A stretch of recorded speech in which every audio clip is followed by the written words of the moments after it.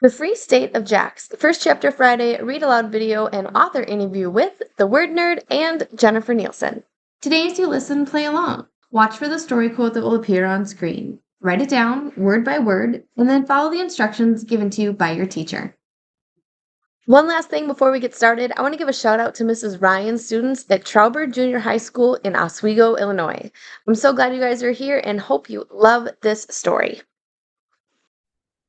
Hi, my name's Amanda Zieba. Welcome to my channel, Learning with the Word Nerd, and another First Chapter Friday video.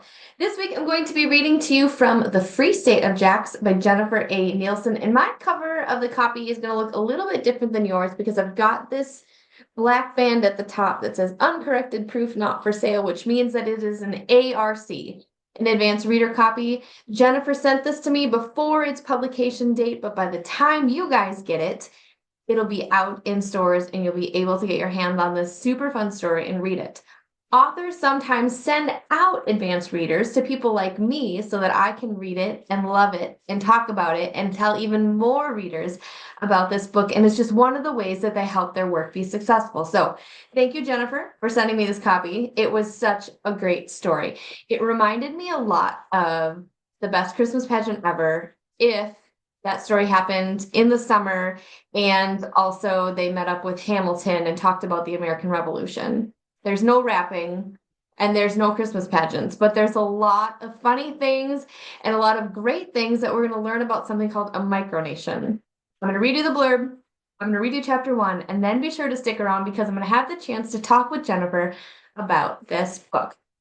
So, what is this book about? One boy, one town mystery, and one free state. Jax Averett has some terrifically bad luck, because only the worst luck in the world can account for the fact that he has to live with his Uncle Clive Grimmets, Aunt Helga, and their 6 kids in a dead end of Waukambie, Kansas. Life with Jax's cousins isn't easy. They're bullies, and his aunt and uncle can't even remember his name.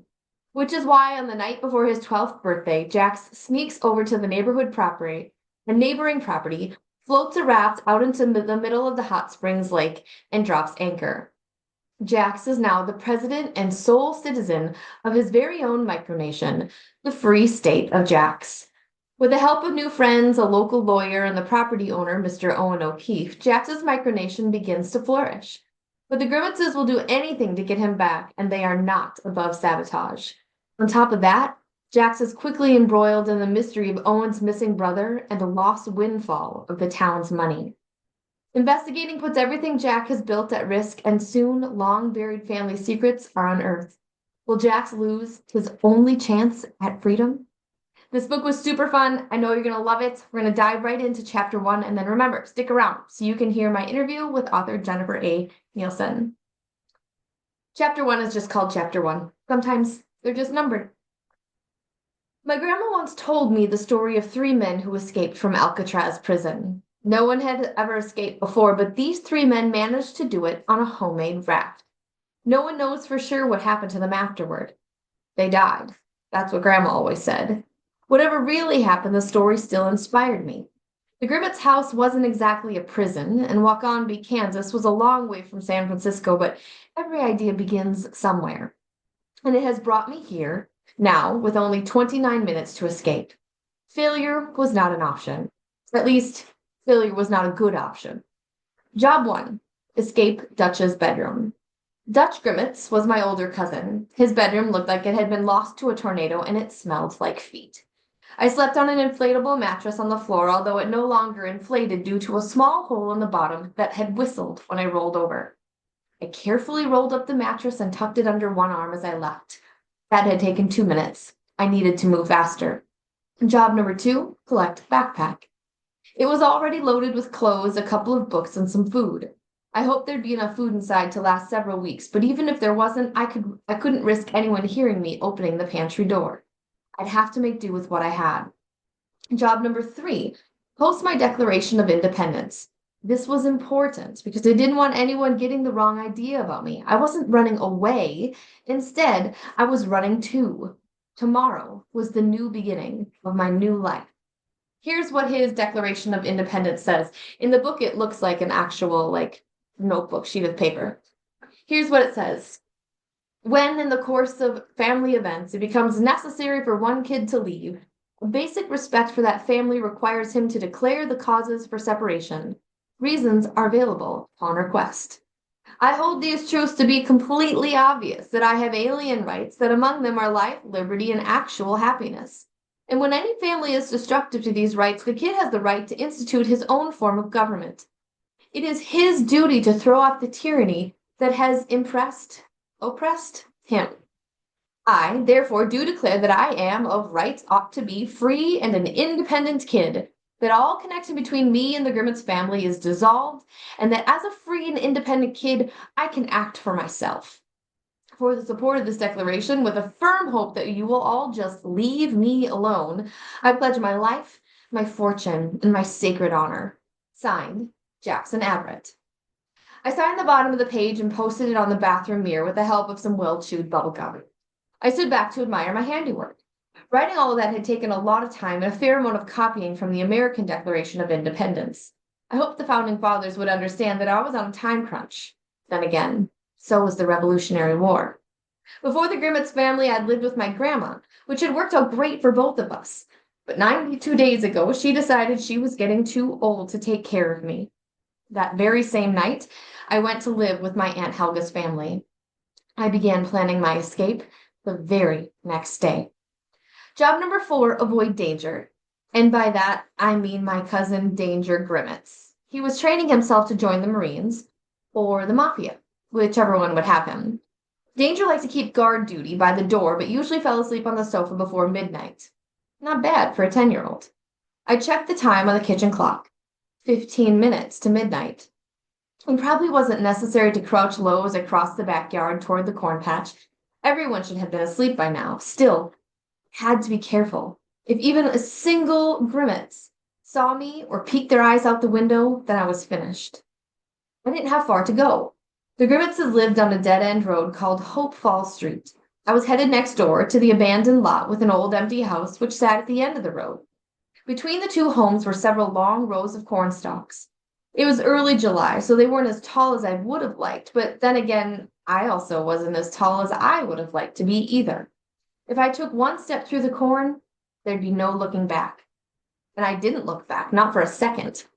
I just pushed into the cornfield and tried not to brush against the stalks as I continued walking. They hid me well, but if anyone was watching, they could trace my trail by watching the tops of the corn stalks move. With every step, my confidence grew. If someone was going to catch me, they'd have done it by now. I wasn't in the clear yet, but I was so close, I dared to believe I might make it. As the corn stalks thinned, I made a left turn toward the abandoned lot next door. Some people said the house there was haunted. Others said the entire property was cursed. I didn't believe in any of that. Mostly.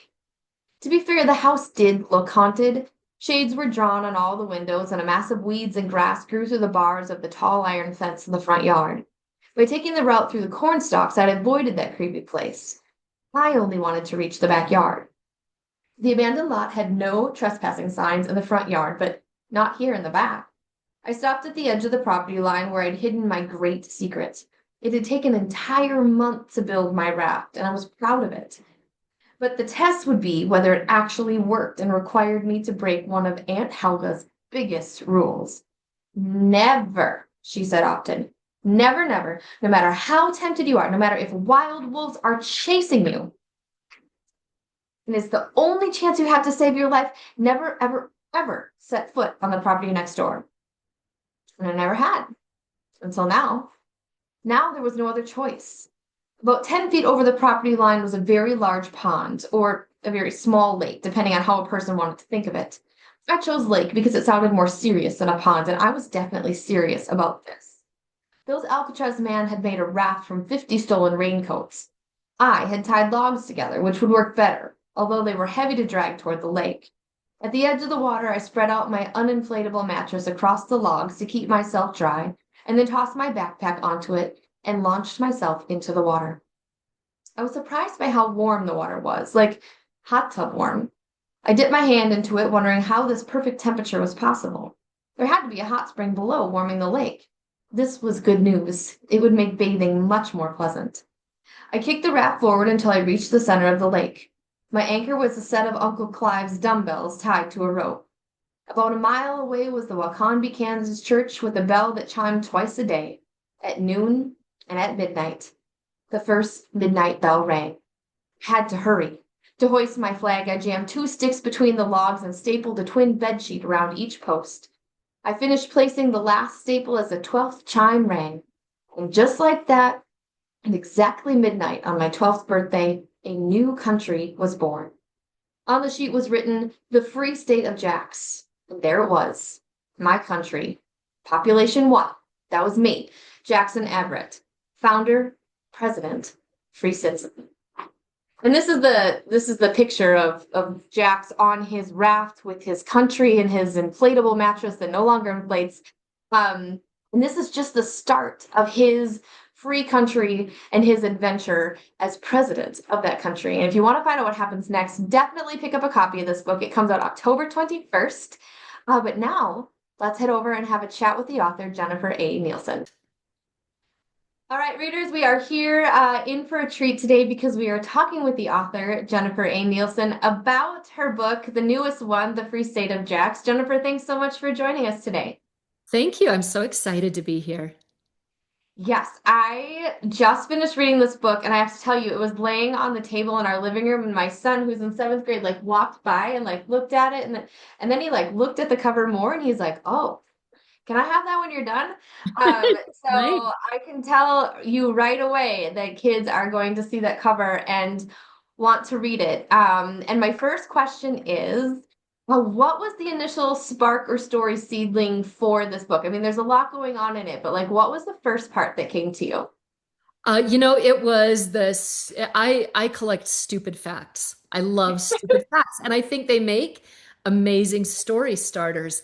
And so it was the discovery of micronations, that it was a thing, and that there was even a treaty to set these up. And I thought that was so like simultaneously bizarre and amazing Yeah. that I was like, oh, it would be so great if you've got a kid who wants to start his own micronation. I loved that idea. Okay, well, I had this question later in the interview, but I'm going to bring it up now, and that is, what is the most interesting fact or like new to you piece of information that you learned about a micronation? Okay, so part of it is that it's been around for a long time. I mean, this is like since 1933. So we are, edging close to 100 years when this has been a thing people could do.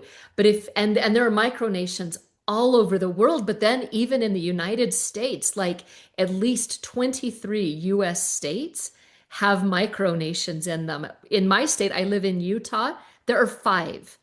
Five. Right now? And there's a micronation right by where I grew up. And it's just like population like 22. And Yes. that is just the coolest thing to realize like people do take this very seriously. Not just Jax, but there are people who are like, no, this is my country and I am the king or the queen.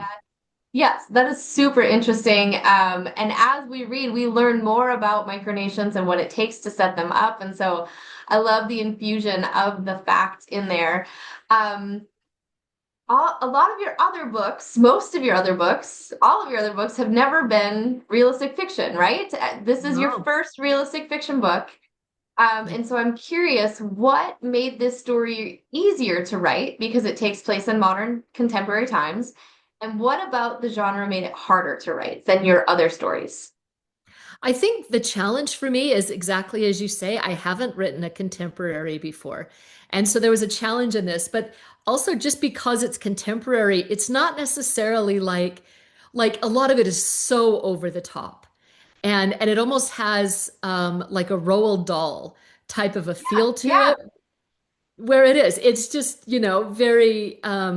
very exaggerated characters in some cases, which I think just adds to the playfulness and fun of it because they are so over the top. And so the challenge I think for it is kind of this, you're going to laugh and you're going to laugh and it's silly and then there's a gut punch and you're going to feel. And so just finding the balance between the laughter, which I think there's a lot of, and the heart, which I think there's a lot of too. But the easy part of it is it was really nice to just deal with the world as it is, which I have not really done. Yeah. Didn't have to figure out like what kind of meals are they gonna eat or how are they gonna get from place to place. It's just like, well, just like we do. It's Kansas, and it's Kansas. And that was nice. Not Kansas in any other year. And I was like, wow, they can wear jeans and Yeah. t-shirts. How exciting. Yes, and you did a great job. So like check it off your list. Realistic fiction achieved. And you're just leading me so nicely into these questions because my next one was all about the Grimmitzes, which are Jax's cousins who are awful to him. And as I was reading, I just couldn't help but think of the Herdmans from the Best Christmas Pageant Ever because they also were like this horrible family that had these exaggerated tales of but really and truly, they weren't even really exaggerations because they were just quite that awful. Um, but then, without giving any spoilers, like there are some redeeming qualities eventually in the end. And so I was wondering if you could talk about writing characters that aren't all good and characters that aren't all bad. And like, how do you, maybe some advice or some tips on that? I thank you. I love writing characters who kind of sit sort of in the middle because I think it's far more compelling than evil characters who are straight up evil. Like I don't find that super relatable, but but characters who sit in the middle ground. And I think so from a writer's perspective, you are looking at what is the difference between, a hero and a villain sort of thing? And really, it's because they both have wounds. Yeah. But it is that villainous character made the wrong choice where the hero made the right choice. And so Mm, it's going to those choices and not and just saying, hey, something in your wound, you went this way. And and that's the sympathetic part of it, is that it still comes down to a wound. And yeah. so you have these Grimmets kids they are just horrible, horrible children. And yet they're also just children and uh, and they're going to be okay in the end Yes. because there is redeemable good, even in the Grimmetses. Even in the Grimaces, even in the Herdmans, right? In the So, Herdmans. yes, yes. I was like, it's like the best Christmas pageant ever at summer camp. Like that's what I kept thinking. That's Um, my last question is that at the heart of the story, it's a mystery. There's something that happened in this town and they are trying to figure it out. They think they know what happened, but really they don't. And throughout the story, we kind of get bits and pieces that maybe what everyone thinks is wrong. Um, and so the last tip I want to ask you about is a mystery. Like they're very complicated to write because there's so many pieces you have to pull together and red herrings, but they're very popular. It's a very popular genre of story. So, what would you say to a kid who is wanting to try their hand at a mystery story? okay. I am going to give you a very fun tip to try. It's very, very easy. And it's about how you hide information from the reader because you have to be fair with the reader. You have to show them all the Yeah. clues because they need the ability to figure it out. That's fair play. But I'm going to Mhm. tell you just a quick way of how you hide it. You put the bit of information that your reader needs to know in a sentence in the middle of two other bits of information. So you do a line of three things that happen all at Okay. once, and you hide the important one right in the middle. And the last one has to be big. All right. So I'm going to give you an example. You Okay. could say, you know, hey, what did you do today? And you would say something like, well, I went to school, I killed a person, and then I went to the fair, and it was so amazing. The fair had like these clowns walking on stilts. Okay. And so I said it, but Mhm. I'm burying it because I put something really fun and cool after it. So you bury your information right in the middle.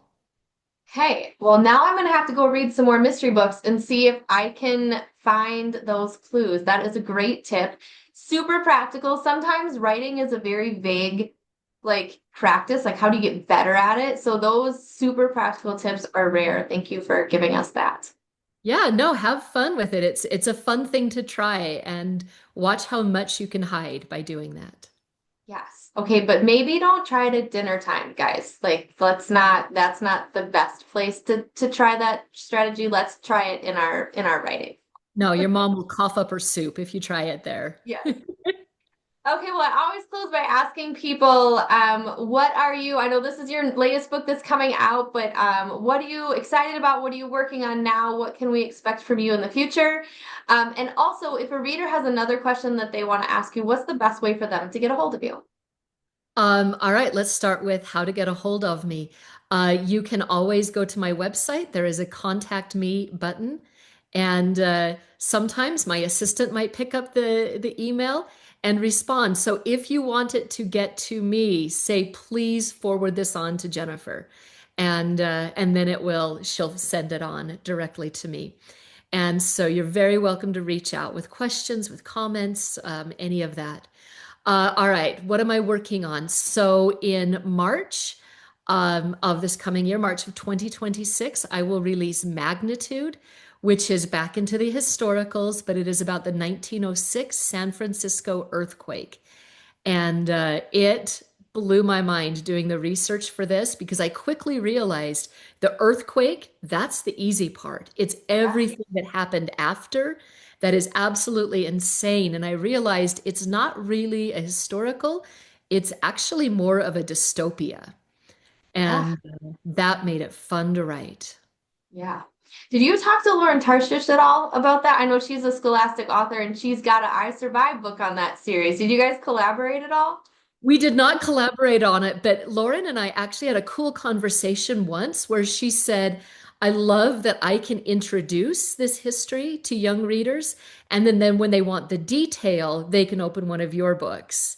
And I did think that is perfect because she does a phenomenal job saying, here's what happened, but the detail Yeah. um, really comes out in magnitude. Awesome. Okay, well, I'm gonna do a whole thing now where I go through and I pair as many of those books up together because people, You'll see a lot. people love your books and they love her books, and so like putting them together makes a lot of sense. So, It's a fun pairing. thank you so much for your time. Thank you for so many amazing stories. Readers, we will see you again here next week for another First Chapter Friday video. Until then, happy reading. Thank you. This week's mystery quote says, "It was official. I was doomed. How'd you do? Did you write it down correctly?" Continue reading The Free State of Jax by Jennifer A. Nielsen. Pick up a copy from your school library, purchase it from your favorite local indie bookstore, or grab it via the Amazon link down in the video description box. Then be sure to check out the rest of the First Chapter Friday playlist. You guys, I have so many amazing stories there waiting for you. Teachers, be sure to check the video description box for links to First Chapter Friday freebies and all sorts of word nerd goodness. Before you go, please like this video and subscribe, and I'll see y'all next time.